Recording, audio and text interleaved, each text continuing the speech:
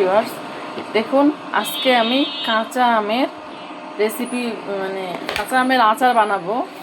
আপনাদেরকে সেই রেসিপিটাই শেয়ার করব। দেখুন এখানে আমি আমগুলো নিয়ে এসে রাখছি। তো একটু দুদিন রাখাতে গরমের জন্য ঈদের সময় একটু বেশি হয়ে গেছে, কিছু পাকছে কিছু কাঁচা আছে দেখেন।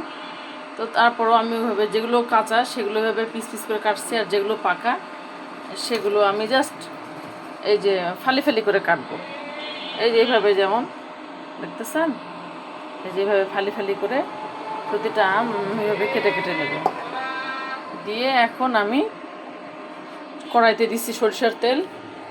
শুরু হয়ে গেল আমার রান্নার প্রক্রিয়া। তেলে 5 ফোড়ন দিয়ে দিলাম। এই যে দেখুন গোটা 5 ফোড়ন। আপনারা চাইলে এটাকে ব্লেন্ড করেও দিতে পারেন। তো একটু সেটা ভাজা যাক।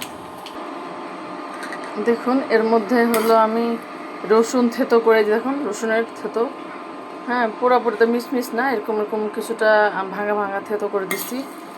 তারপরে একটু মরিচের গুঁড়া দিলাম, তারপরে একটু হলুদের গুঁড়া দিলাম, তারপরে একটু লবণ দেব, বেশি দিব না যেহেতু মিষ্টি আচার। হ্যাঁ দিয়ে এই যে দেখুন একটু তেলের মধ্যে গরম করে নিচ্ছি। এই যে রসুনটাকে একটু রোস্ট করে নিচ্ছি আর কি, একটু ভাজে ভাজে নিচ্ছি রসুনটাকে। হ্যাঁ এই ভাজা রসুনের মধ্যে এখন আমি আমগুলো দিয়ে দিব, যেগুলো আম আছে।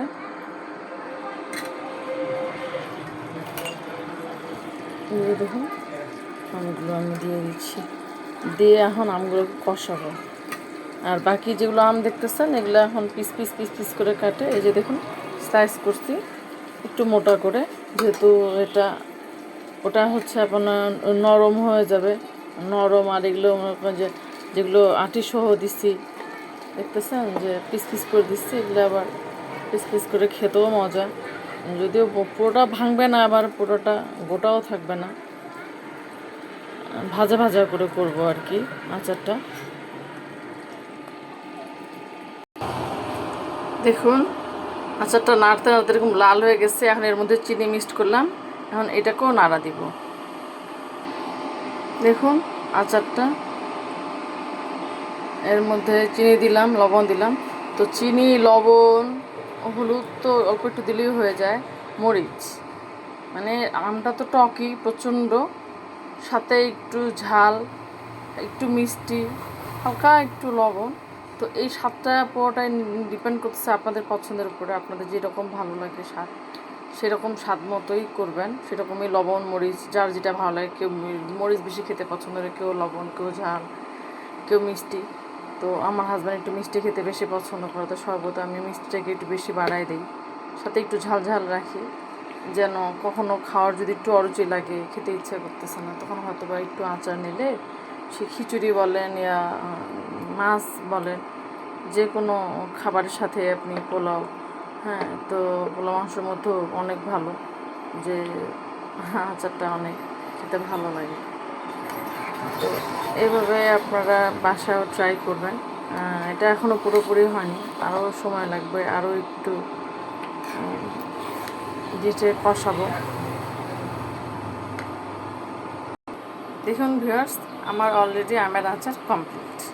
একটু হালকা আচার রেখে দিছি, একটু নাড়তেছি, ব্যাস। এখন আমি মিষ্টিটা একটু করা হয়েছে, যেহেতু আমার হাজব্যান্ড বেশি মিষ্টি খেতে পছন্দ করে। আর কি এই তো এরকমই, এইভাবে ট্রাই করবেন। আর আমি 5 ফোড়নটা গোটা দিছি, হ্যাঁ এটা একটা আলাদা স্বাদ। এরপর একটা বানাবো যেটাতে 5 ফোড়নটা তো পুরাই গুঁড়া করে দিব। তো আপনারা ট্রাই করবেন যারা একেবারে নিউ।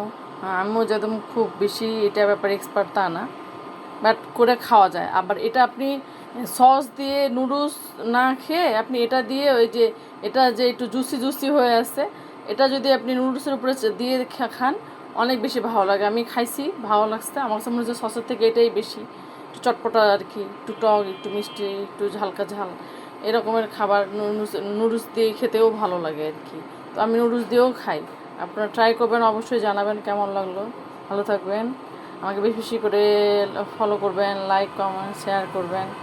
যারা একেবারে নিউ কামার রাঁধুনি তাদের জন্য বড়ই উপকার হবে। তাই প্লিজ বেশি বেশি করে শেয়ার করবেন, বেশি বেশি করে ফলো করবেন, আমাকে আরও বেশি উৎসাহ দিবেন নতুন নতুন কিছু করে দেখানোর জন্য। ধন্যবাদ। আসসালামু আলাইকুম।